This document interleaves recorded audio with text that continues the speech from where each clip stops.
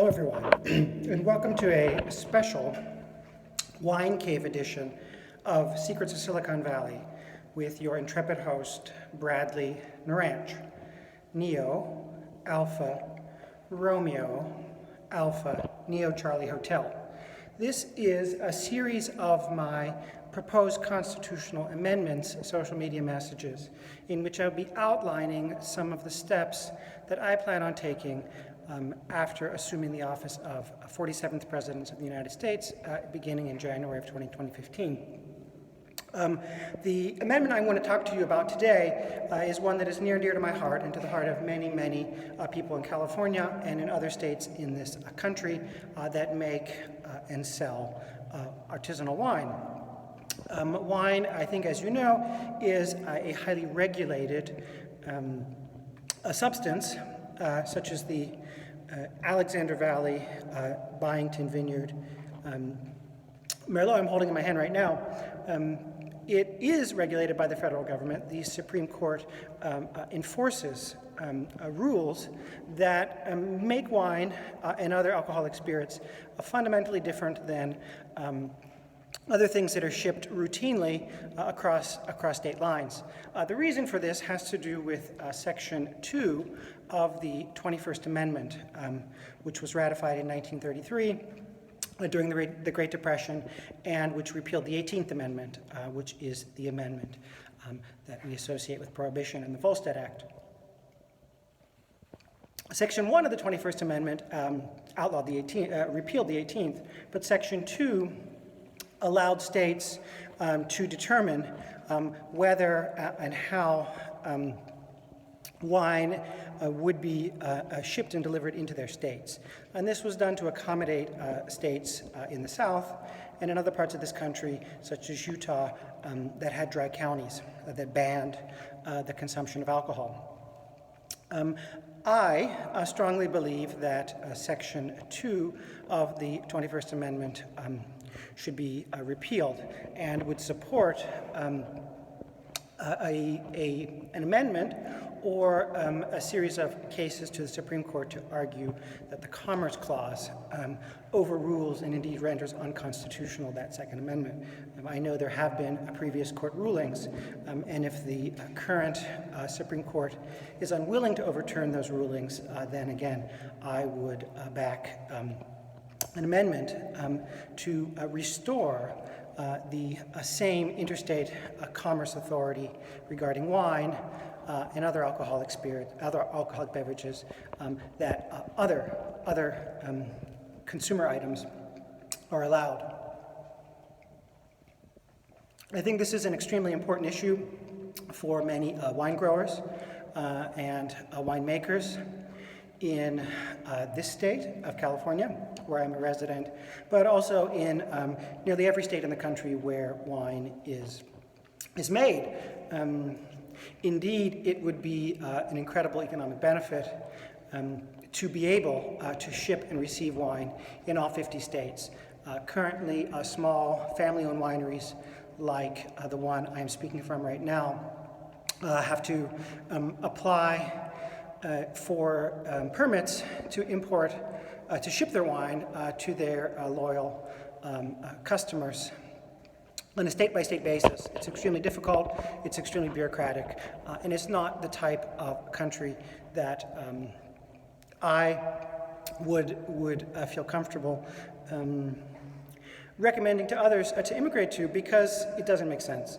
It is a remnant of an older time, and I have many colleagues and allies here in California, such as Jason Haas at Tablas Creek Winery in Paso Robles, who write and blog quite eloquently about the salience of this issue, not only for their own economic prospects, but for political reasons, right? The federal government has the right to regulate interstate commerce, and the 21st Amendment has carved out an exception to that.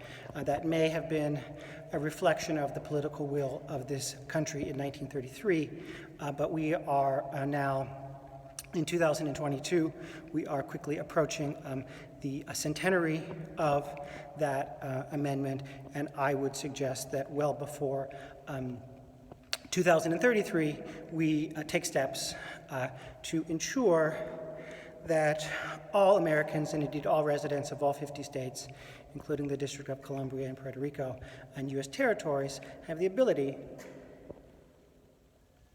to enjoy the same fantastic, organically grown, sustainably produced wine that I'm enjoying right now. So I will be posting this on social media, on Instagram, on Twitter, on TikTok, and on YouTube, and I'll also be submitting a post on my LinkedIn profile. If you support this and you would like to see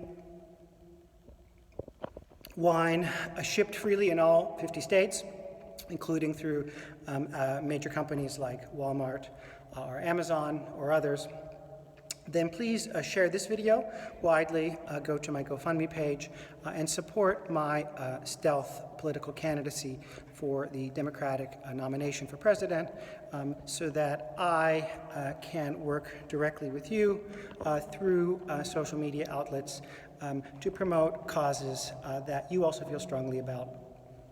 This is an opportunity for us as a country to show what is possible. I know that a great many of you, myself included, have lost some of our faith in our political leaders. And I am taking time from my work, from my private life, to launch an unlikely, but I believe ultimately successful candidacy to show, I think, to all of you what is possible in this country. We need a new generation of political leaders. We need someone of intellect, of energy, of originality, and of ambition to take control of this political process so that we all benefit in the end.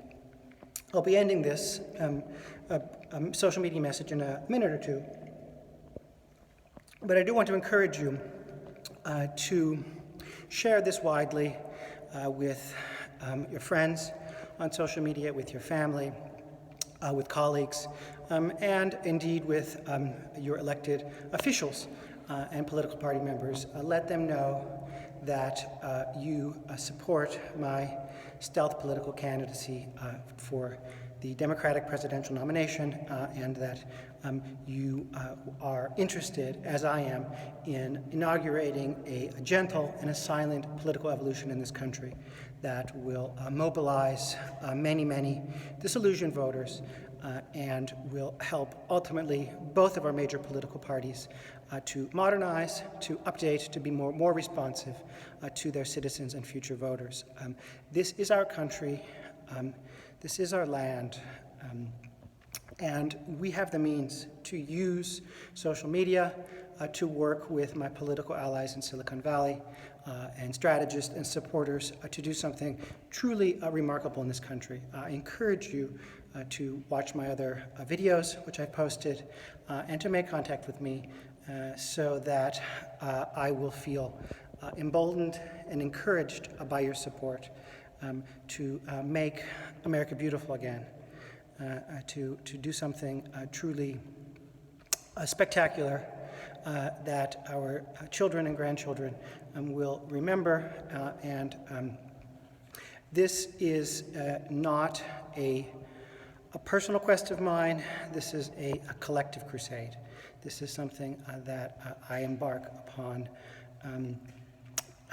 only after a great deal of prayer, thought, and reflection. So I thank you again. This is Bradley Naranch, Neo Alpha Romeo Alpha Neo Charlie Hotel, your intrepid host of Secrets of Silicon Valley, wishing you cheers, all the best, and I look forward to speaking again with you soon. Bradley out.